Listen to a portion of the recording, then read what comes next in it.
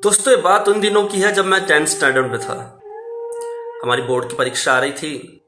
सभी बच्चे हम लोग पढ़ाई की तैयारी में लगे थे। एक ही दिन पहले हमें हॉल टिकट दिया गया था और मैंने भी दूसरे बच्चों की तरह अपने मम्मी पापा को लाके वो दिखा दिया था। और पापा के खास कहने पर कि इसे हिफाजत से संभाल के रखना, मैंने उसे अपनी कबर्ड में रख दिया था। बचपन में मैं थोड़ा केयरलेस टाइप का लड़का था।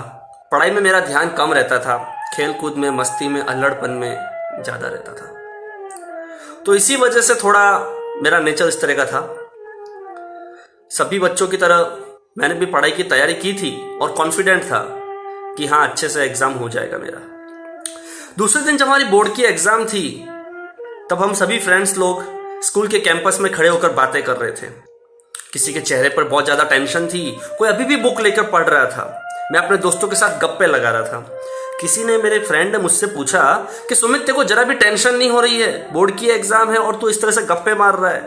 मैं बोला नहीं, टेंशन की कोई क्या बात ही नहीं है, एकदम कॉन्फिडेंस है मुझे, अच्छे से हो जाएगा, रेगुलर जैसी सारी एग्जाम रहती है वैसे ही। फिर एक जन ने पूछा अच्छा तूने हॉल टिकट तो रखा है? मैंने बोला हाँ वो तो होगा ही, बैग में पड़ा ही होगा। मैंने इतना कॉन्फिडेंस से ये बात कही कि मतलब मुझे पूरा यकीन था कि बैग में ही है। स्कूल की घंटी बजी, हम लोग सब क्लासरूम की तरफ जाने लगे। जैसे ही मैं क्लासरूम में जा रहा था, रास्ते में एक पत्थर से मुझे ठोकर लगी, मैं नीचे गिरा।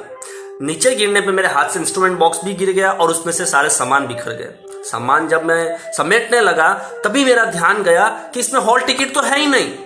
अब तो साहब मेरे पैर के नीचे की जमीन खिसक गई। मैं सोच में पड़ गया, बुरी तरह से घबरा गया कि अब मैं क्या करूं।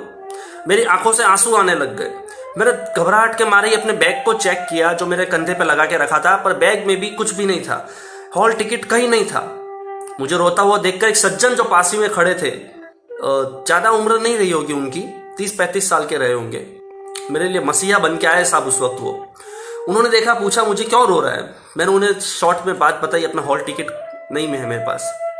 उन्होंने बोला मेरी बाइक पे बैठ, अभी तेरे घर चलते हैं। वो मुझे 80 की स्पीड पे साहब मेरे घर पर लेकर गए। मम्मी पापा मुझे देखकर बुरी तरह से चौंक गए कि क्या बात है, एग्जाम का दिन और तू घर पे क्यों है। मैंने उन्हें बोला मैं कुछ भी नहीं समझा सकता, मैं आपको बाद में बताऊंगा। सीधा ऊपर गया, अपनी कबर्ड में से मैंने हॉल टिकट लिया और उनके साथ बैठकर फिर से स्कूल लौट आया। जब मैं अपने क्लासरूम में जाने लगा, पलट कर मैंने उन सज्जन की तरफ देखा और मन ही मन खूब उनको मैंने दुआ दी, उनको उनका मतलब मैंने शुक्रिया अदा किया और उनको हाथ जोड़ के कहा कि अंकल आपकी वजह से आज मैं एग्जाम दे पा रहा हूँ, नहीं तो शायद पता नहीं मेरा भविष्य क्या होता, मेरा 1 साल बर्बाद हो जाता। क्योंकि साहब आप लोग को पता है हॉल टिकट बहुत ही जरूरी चीज़ है, उसके बिना एग्जाम में बैठने नहीं दिया जाता है। उन्होंने बोला तू हम पहले ही समय गंवा चुके हैं, तू अंदर जा एग्जाम दे, हम बाद में बात करेंगे। मैं अंदर चला गया, मैंने अच्छे से पेपर पूरे कॉन्फिडेंस के साथ लिखा। मेरा आधा घंटा बर्बाद हो चुका था, लेकिन फिर भी मैंने जितना समय मेरे पास था 2.5 घंटा, उसमें पूरे कॉन्फिडेंस के साथ मैंने अपना पेपर अपीयर किया और घर लौट आया। मैंने जाने से पहले उन अंकल को फिर से एक बार शुक्रिया अदा किया और उनका बहुत बहुत, तब तो मोबाइल का जमाना भी नहीं था कि हम नंबर एक्सचेंज कर सकें, लेकिन उनका बहुत शुक्रिया अदा किया। और मन में मैं सोच रहा था कि भगवान सच में किसी न किसी रूप में कभी न कभी इंसान को बचाने के लिए आ ही जाते हैं, सच्चे मन से जब भी कोई पुकारता है।